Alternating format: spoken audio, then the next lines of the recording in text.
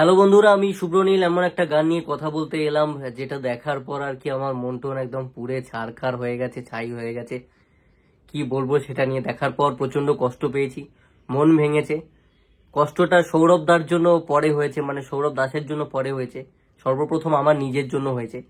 একটা টাইম এমন আমি ছিলাম আর কি, আমার এমন লেভেলের ক্রাশ ছিল বৌদি, দর্শনা বণিক বৌদি। সে কোনো সিনেমার যদি পোস্টারও দিত তো হিরোর জায়গা থেকে হিরোকে সরিয়ে দিয়ে আমি আমার ছবি বসিয়ে দিয়ে টুইটারে টুইট করতাম।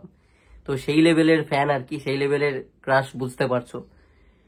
তো সেই বৌদি যখন ভোজপুরি অ্যাক্টর পাওয়ান সিং এর সঙ্গে গিয়ে, ওখানকার কি পাওয়ার স্টারটার উনি, সেখানে গিয়ে একটা আহো রাজা এই টাইপের একটা গান দেখলাম করেছেন। তো সেটা দেখে আমি প্রচন্ড কষ্ট পেয়েছি, হতাশ হয়েছি, কষ্ট হয়েছে, বুকে লেগেছে আমার। সৌরভদার জন্য কষ্ট হয়েছে।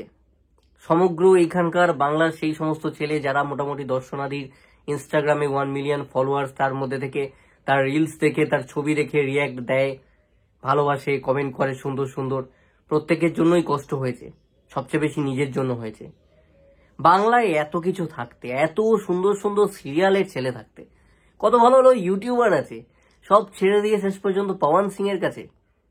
পাওয়ান সিং এর এই গানটায় কোনো আদৌ ইন্টারেস্ট ছিল আমার তো মনে হচ্ছে না।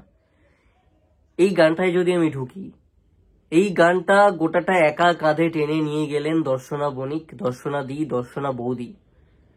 দর্শনা বৌদির একাই মনে হচ্ছে এই গানটা করার প্রচন্ড ইচ্ছে ছিল, ইচ্ছুক ছিলেন, প্রচন্ড লেবার দিলেন, প্রচন্ড খাটলেন। এমনকি খাটতে খাটতে পাওয়ান সিং ওনার মধ্যে ভর করে গেল। বৌদি পাওয়ানদার গলায় গানটা অব্দি লিপসিং করে দিয়েছেন, মানে পাওয়ান সিং জাস্ট গানটা গাইছেন না, ছেলেদের গলা, পাওয়ান সিং এর গলা লিপসিং করছে কে? দর্শনা বণিক বৌদি।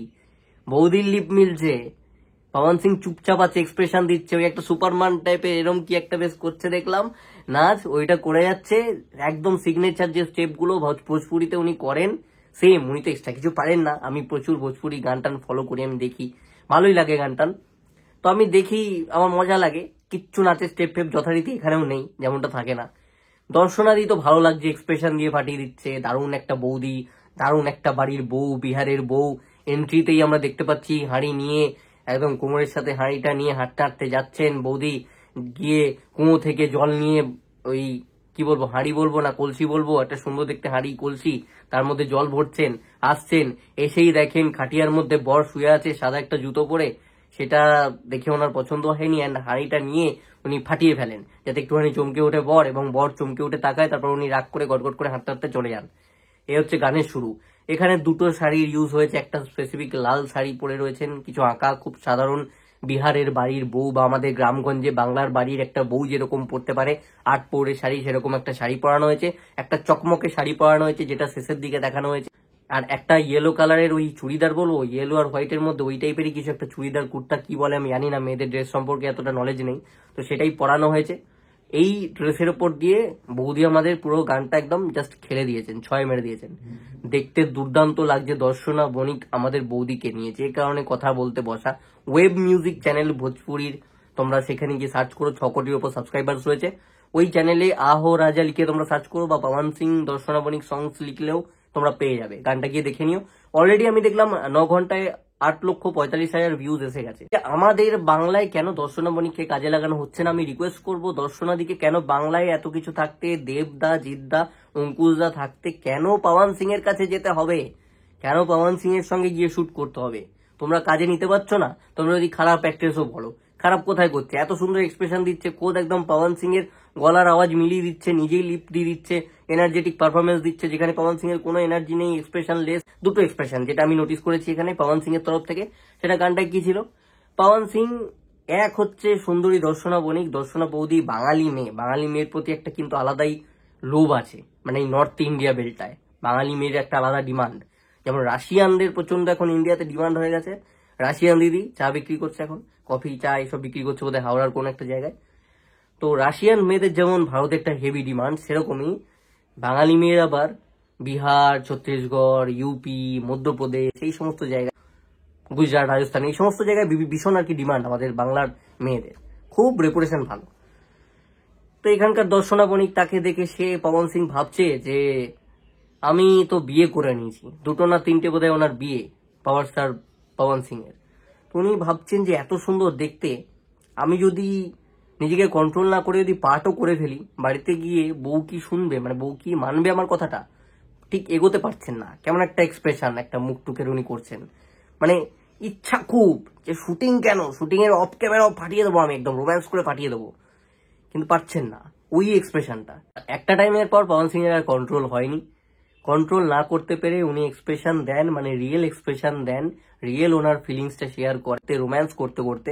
তখন উনি ভেবেছেন যা হয় কুছ পরোয়া নেই, যা হবে হবে, বাড়িতে গিয়ে বউকে বুঝিয়ে দেবো যে দেখো অ্যাক্টিং করি, অ্যাক্টিং প্রফেশনে এসব চলে, এসব তো করতেই হয়, তুমি তো আছো, তুমি তো রইলেই, কিন্তু অ্যাক্টিং এর জন্য এই সমস্ত করতে হয়, সব মেয়েদের কাছাকাছি যেতে হয়, ইন্টিমেট সিন করতে হয়, ইটস আওয়ার প্রফেশন, বাড়িতে গিয়ে বুঝিয়ে দেবো। এখন রোম্যান্স করে নি চুটিয়ে, দর্শনাবলীর সামনে আছে, বাঙালি মেয়ের সামনে আছে, চুটিয়ে রোম্যান্সটা করে নি।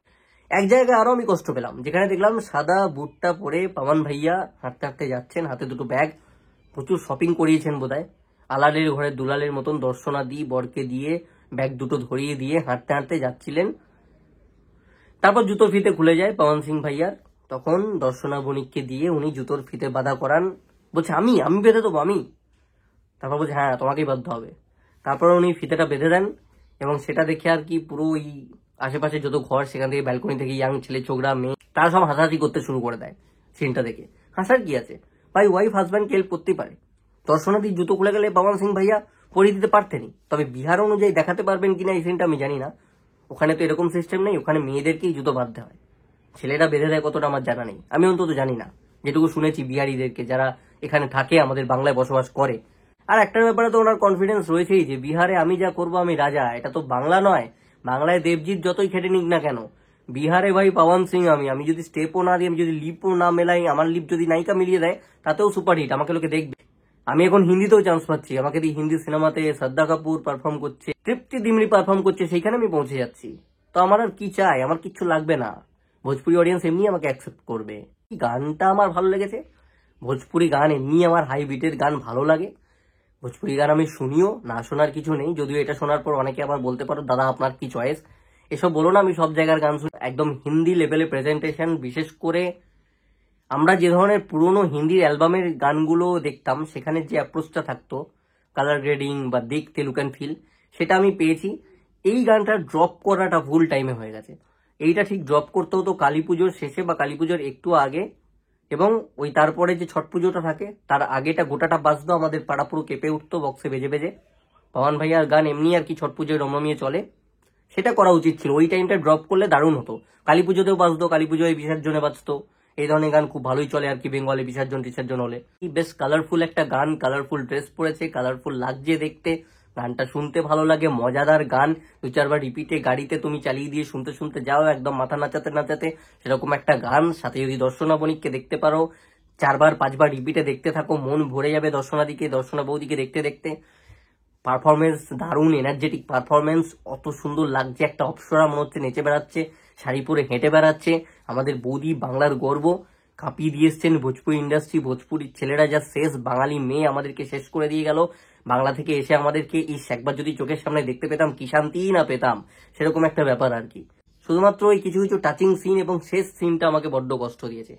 শেষে যখন পবন ভাইয়া কিস করতে যাচ্ছে, কিসিং সিন যেটা দেখানো হয়েছে দর্শনাদিকে ধরে, ওইটা আমি মানতে পারিনি, ওটা আমার বুকে লেগেছে। ওই জায়গাটা বাদে বাদ বাকি সব ঠিকই আছে। ওনার হাজব্যান্ড সৌরভ দা কোন একটা দলে জয়েন করেছিলেন না, এই পবন সিং যে দলে দাদা জয়েন করেছিলেন তার অপোজিট যে দলটা, মানে বিরোধী দল, সেখান থেকে ক্যান্ডিডেট হচ্ছিলেন সম্ভবত আমাদের এই আসানসোলেই। তো আসানসোলে ক্যান্ডিডেট হচ্ছেন, তখন দাদা যে দলটা আর কি জয়েন করেছেন, সৌরভ দা করেছিলেন বা আছেন আমি জানি না, সেই দলদেরই কিন্তু একজন বলেছিলেন যে পবন সিং তো কথায় কথায় বাঙালি মেয়েদেরকে অপমান করে। ভোজপুরি গানে তো একাধিকবার বাঙালি মেয়েদের প্রসঙ্গ টেনে আনা হয়, বাঙালি ভাবির প্রসঙ্গ টেনে আনা হয়, দিয়ে নোংরা নোংরা লিরিক্স লেখা হয় এবং গান হয় তাই দিয়ে। সেই পবন সিং কিভাবে আসানসোল থেকে লড়বে, কিভাবে ক্যান্ডিডেট হবে, তো আমি জাস্ট একটুখানি রিমাইন্ডার মনে করিয়ে দিলাম। তো দাদারই দলের আর কি কেউ একজন এই কথাটা বলেছিল, তো সেখান থেকে দাঁড়িয়ে আবার আমাদের বৌদি চলে গেল পবন সিং এর কাছেই আর কি পারফর্ম করতে। এখান থেকে আমি একটা পয়েন্ট অ্যাড করতে চাইবো, আজ যে নেতা তোমার কাল কিন্তু সে তোমার নয়। কোনো নেতা মন্ত্রী আমাদের দেশের ভারতবর্ষের এদের কথাকে কিন্তু বিশ্বাস করবে না। কিচ্ছু যায় আসে না, জাস্ট ভোটের সময় যেটা হোক বলতে হবে, ভোটে লড়তে হবে, ভোট শেষ হয়ে গেলেই সবাই সবার মতন করে বন্ধু। এটা মাথায় রেখো, কেউ কারুর ওরা শত্রু নয়। শত্রুতাটা নিচু মহলে হয়, নিচু তলার লোক মারামারি করে খেই করে মরে।